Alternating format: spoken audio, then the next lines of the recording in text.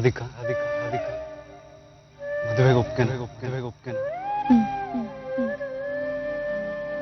ಮದುವೆ ಮಾಡ್ಕೋತೀನಿ ನೀನ್ ತಗೊಂಡ್ರು ಒಂದು ನಿರ್ಧಾರದಿಂದಾಗಿ ನಾವು ಕಳ್ಕೊಂಡಿರೋ ಘನತೆ ಗೌರವ ಮಾನ ಮರ್ಯಾದೆ ಎಲ್ಲ ಹಿಂದಿರುಗಿ ಬಂದ ಒಳ್ಳೆ ಮನ್ಸಿರೋ ಪ್ರೇಮಿಗಳಿಗೆ ಆ ದೇವರು ಕೂಡ ಸಪೋರ್ಟ್ ಮಾಡ್ತಾರೆ ಹೀಗೆಲ್ಲ ಆಗಿದ್ದು ಆಗ್ತಿರೋದು ಎಲ್ಲ ನೀನ್ ಕೃಷ್ಣನ್ ದಯೆಯಿಂದ ಅಂತ ಅನಿಸ್ತಿಲ್ಲ ನಾವಿಬ್ರು ಸಾಕಷ್ಟು ದುಃಖ ಅನುಭವಿಸಿದೀವಿ ಈಗ ಆ ದೇವ್ರೆ ನಮ್ಮಿಬ್ರಿಗೂ ಸಂತೋಷ ನೆಮ್ಮದಿ ಕೊಡ್ತಿದ್ದಾನೆ ಈಗ ನೀ ಅದನ್ನ ಬೇಡ ಅಂತಿದ್ದೀಯ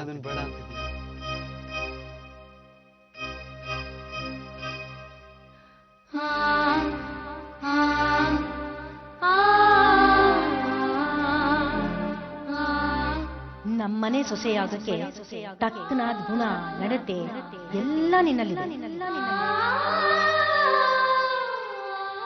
ಇದನ್ನ ರಾಧಿಕಾ ಬೆಳೆದು ಹಾಕು. ನಿಲ್ಸಿ. ಒಬ್ಬ ಧರ್ಮಾಧಿಕಾರಿ ಮೊದಲನೇ ಹೆಂಡತಿ ಬದುಕಿರುವಾಗಲೇ ಇನ್ನೊಂದು ಮದುವೆ ಆಗೋದು ತಪ್ಪು. ಕಾನೂನೇ ಬೇರೆ ಶಾಸ್ತ್ರನೇ ಬೇರೆ. ಶಾಸ್ತ್ರದ ಪ್ರಕಾರ ಈ ವಿಚ್ಛೇದನಕ್ಕೆ ಅರ್ಥನೇ ಇಲ್ಲ. ಮೊದಲನೇ ಹೆಂಡತಿ ಬದುಕಿರುವಾಗ ಎರಡನೇ ಮದುವೆ ಆಗೋದು ಅನೀತಿ. ನಾವೀ ಶಾಸ್ತ್ರಗಳನ್ನ ಮೊದಲೇ ತಿಳ್ಕೋಬೇಕಾಗಿತ್ತು. ನನ್ನ ಅಜ್ಞಾನದಿಂದ ನಿಮಗೆ ಅವಮಾನ ಆಗೋದು.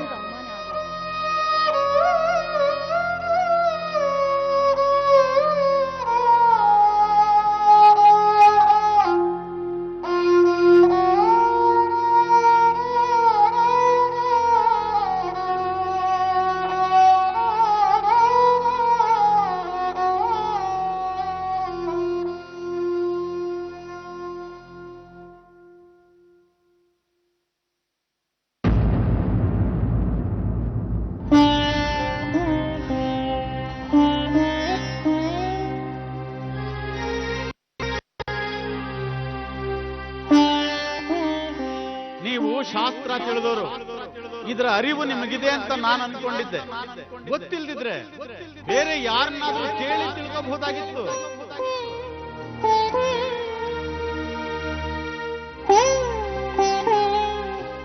ಮೊದಲನೇ ಹೆಂಡತಿ ಬದುಕಿರುವಾಗ ಎರಡನೇ ಮದುವೆ ಆಗೋದು ಅನೀತಿ.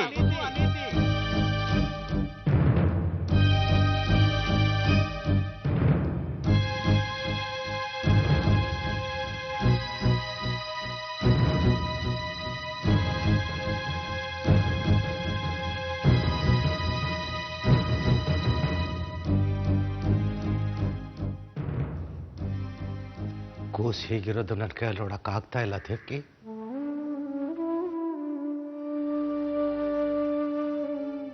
ಈ ಸೌಭಾಗ್ಯಕ್ಕ ಆ ಭಗವಂತ ಆಶ್ರಮ ಬಿಡಿಸಿ ಆ ಮಗುನ ಮತ್ತೆ ಮನೆಗೆ ವಾಪಸ್ ಕಳಿಸಿದ್ದು.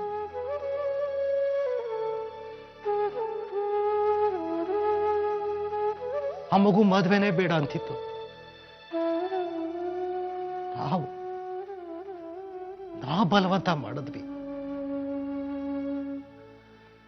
ಆ ಮಗುನ ಸಂಸಾರಕ್ಕೆ ನುಗ್ಗಿದ್ವಿ.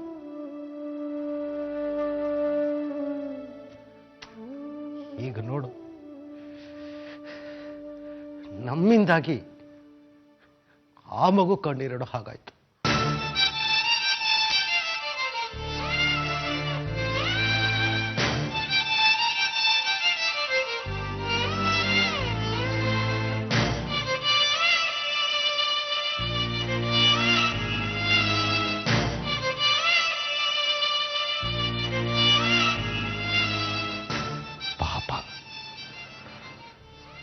ಅಳಿಯಂದ್ರಿಗೂ ಮದುವೆ ಮಾಡ್ಕೊಳ್ಳಿ ಅಂತ ಹೇಳಿದ್ದು ನಾನೇ.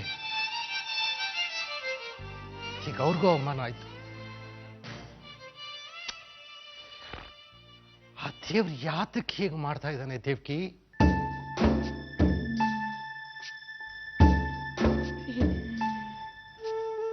ನನಗೇನ್ ಅನ್ಸ್ತಿದೆ ಗೊತ್ತಾ?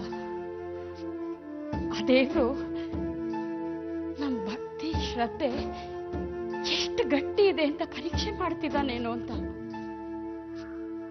ಕಷ್ಟ ಬಂತು ಅಂತ ಕೈ ಚೆಲ್ಲಿ ಕೂರ್ತಾರೋ ಅಥವಾ ಅವನನ್ನ ನಂಬಿ ಬಂದಿದ್ದನ್ನ ಎದುರಿಸ್ತಾರೋ ಅಂತ ಪರೀಕ್ಷೆ ಮಾಡ್ತಿದ್ದಾನೆ ಅನ್ಸತ್ತೆ.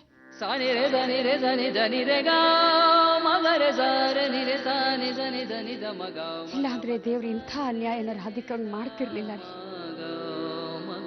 ನನ್ ಕಂದ ತನ್ನ ಜೀವನನೇ ಕೃಷ್ಣಂಗ್ ಸಮರ್ಪಿಸ್ಕೊಂಡವಳು. ಖಂಡಿತ ಆ ಕೃಷ್ಣ ಅವಳ ಕೈ ಬಿಡಲ್ಲ. ಇದಕ್ಕೆ ಏನಾದ್ರೂ ಒಂದು ಪರಿಹಾರ ಇಟ್ಟಿರ್ತಾನೆ ರೀ.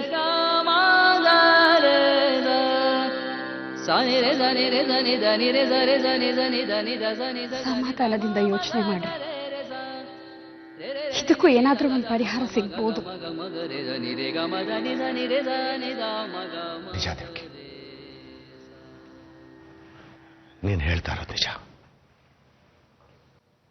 ಪರಿಹಾರ ಇಲ್ಲದೆ ಇರೋ ಸಮಸ್ಯೆ ಇರೋದಕ್ಕೂ ಸಾಧ್ಯನೇ ಇಲ್ಲ. ಹುಡುಕ್ತೀನಿ, ಇದಕ್ಕೆ ಏನು ಪರಿಹಾರ ಅನ್ನೋದನ್ನ ನಾನೇ ಹುಡುಕ್ತೀನಿ.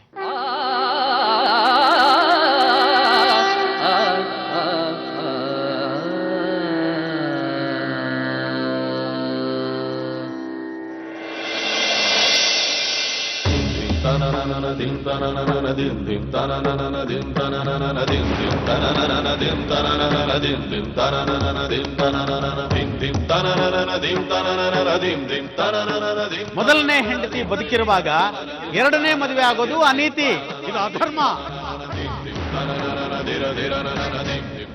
ಈ ಮದುವೆ ನಡೆಯೋ ಹಾಗಿಲ್ಲ, ಇದು ಧರ್ಮಕ್ಕೆ ವಿರುದ್ಧ.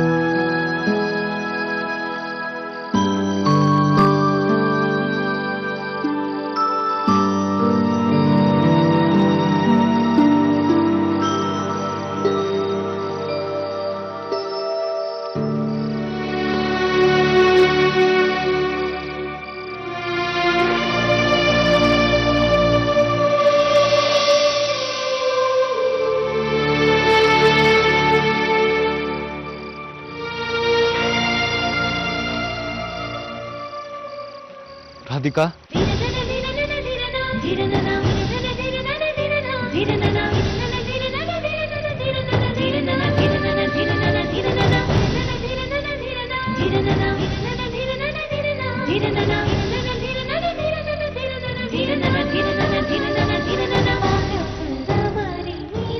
ನೀವು ಇಷ್ಟೊತ್ತಲ್ಲಿ ಇಲ್ಲಿಗೆ?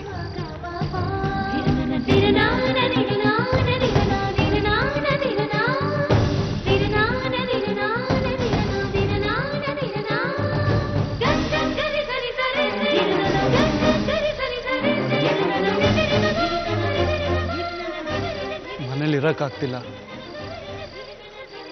ತುಂಬಾ ಬೇಜಾರಾಗ್ತಿದೆ.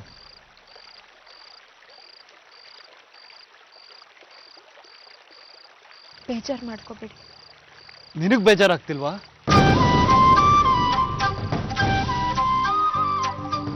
ನಾನು ನಿನ್ನ ಇಷ್ಟಪಟ್ಟೆ, ಮದುವೆ ಆಗ್ಬೇಕು ಅಂತ ಕನಸು ಕಂಡೆ. ಆದ್ರೆ ಅದು ಯಾವುದೂ ಆಗ್ಲಿಲ್ಲ.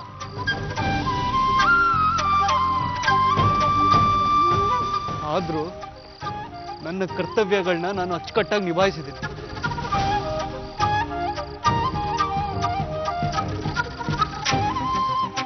ನಿನ್ನ ಪ್ರೀತಿನ ಮನಸ್ಸಲ್ಲೇ ಇಟ್ಕೊಂಡು ಇಷ್ಟು ದಿನ ದೂರ ಇದ್ದೆ. ಈಗ ನನ್ನ ಪ್ರೀತಿಗೆ ಒಂದು ಅರ್ಥ ಸಿಗುತ್ತೆ. ನಾವಿಬ್ರು ಮತ್ತೆ ಹೊಸ ಜೀವನ ಶುರು ಮಾಡ್ಬೋದು ಅಂತ ಪುನಃ ಆಸೆ ಪಟ್ಟೆ.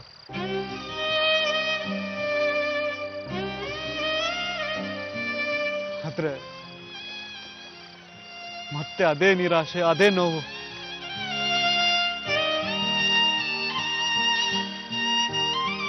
ಹೀಗೆಲ್ಲ ಯಾಕೆ ಆಗ್ತಿದೆ ರಾಧಿಕಾ?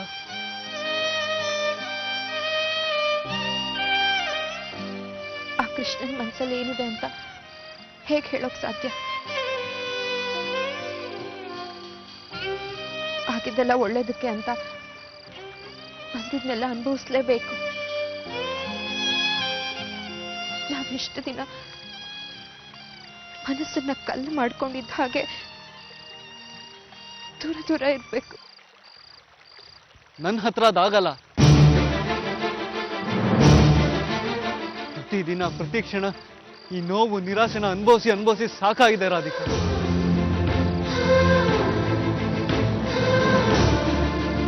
ನೋಡು, ನನಗೆ ನಿನ್ನ ಬಿಟ್ಟಿರಕ್ಕಾಗಲ್ಲ, ನಿಂಗೂ ನನ್ನ ಬಿಟ್ಟಿರಕ್ಕಾಗಲ್ಲ ಅಂತ ನನಗೆ ಗೊತ್ತು.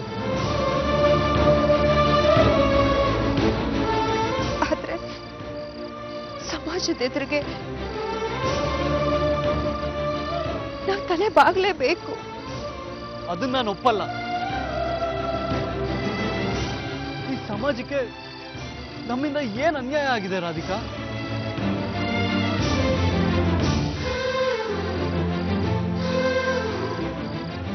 ನಿನ್ನ ಮದ್ವೆ ಆಗೋದಕ್ಕೆ ನಾನು ಯಾರ ವಿರೋಧ ಬೇಕಾದ್ರೆ ಕಟ್ಕೋತೀನಿ. ಬೇಕಿದ್ರೆ ಈ ಧರ್ಮಾಧಿಕಾರಿ ಪಟ್ಟನು ಬಿಟ್ಟು ಬರ್ತೀನಿ. ಹಾಗೆ ಹೇಳ್ಬೇಡಿ.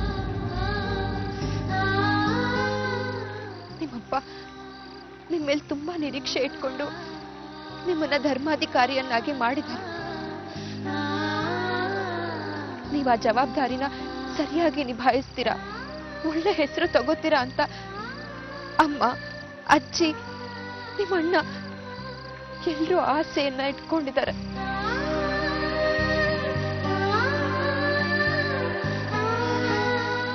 ಅವ್ರ ಆಸೆ, ನಿರೀಕ್ಷೆ, ಕನಸುಗಳ ಮುಂದೆ ನಮ್ಮ ಪ್ರೀತಿ ತುಂಬಾನೇ ಚಿಕ್ಕದು.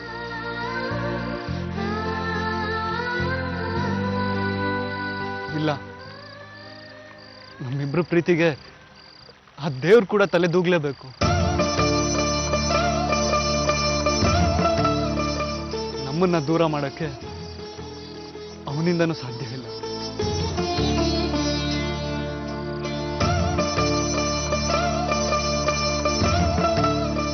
ಹಣೆ ಬರಹನ ಯಾರಿಂದನೂ ಅಳಿಸೋದಕ್ಕಾಗಲ್ಲ.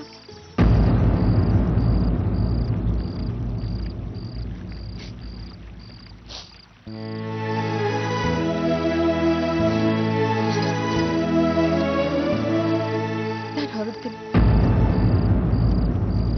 ಬಂದು ತುಂಬಾ ಹೊತ್ತಾಯ್ತು. ರಾಧಿಕಾ, 5 ನಿಮಿಷ ಕೂತ್ಕೋ.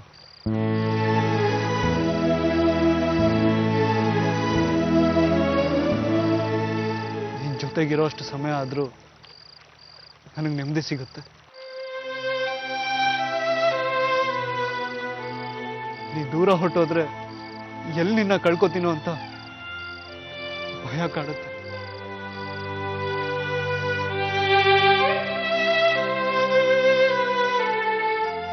ಸಿಗದೆ ಇರೋದನ್ನ ಕಳ್ಕೊಳಕ್ ಹೇಗ್ ಸಾಧ್ಯ?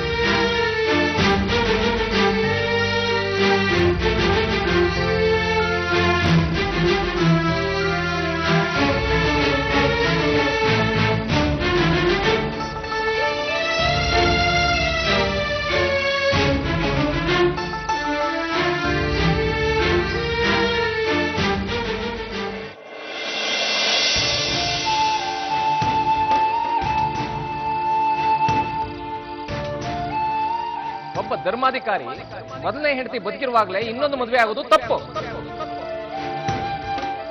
ಧರ್ಮಾಧಿಕಾರಿಗಳು ಏಕಪತ್ನಿ ರಥಸ್ಥರಾಗಿರಬೇಕು. ಮರುವಿವಾಹ ನಿಷಿದ್ಧ.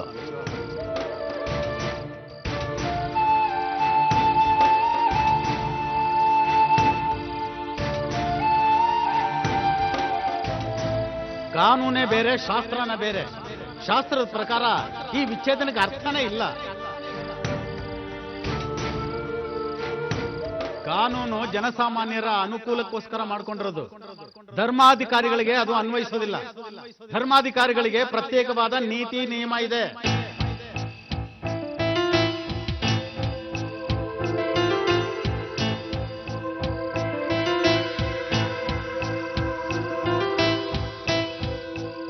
ಈ ಪುಸ್ತಕದ 8ನೇ ಅಧ್ಯಾಯದಲ್ಲಿ ಧರ್ಮಾಧಿಕಾರಿಗಳ ದಾಂಪತ್ಯ ಜೀವನದ ರೀತಿ ರಿವಾಜುಗಳ ವಿವರ ಇದೆ. ಮೊದಲನೇ ಹೆಂಡತಿ ಬದುಕಿರುವಾಗ ಎರಡನೇ ಮದುವೆ ಆಗೋದು ಅನೀತಿ. ಒಬ್ಬ ಧರ್ಮಾಧಿಕಾರಿ ಮೊದಲನೇ ಹೆಂಡತಿ ಬದುಕಿರುವಾಗಲೇ ಇನ್ನೊಂದು ಮದುವೆ ಆಗೋದು ತಪ್ಪು.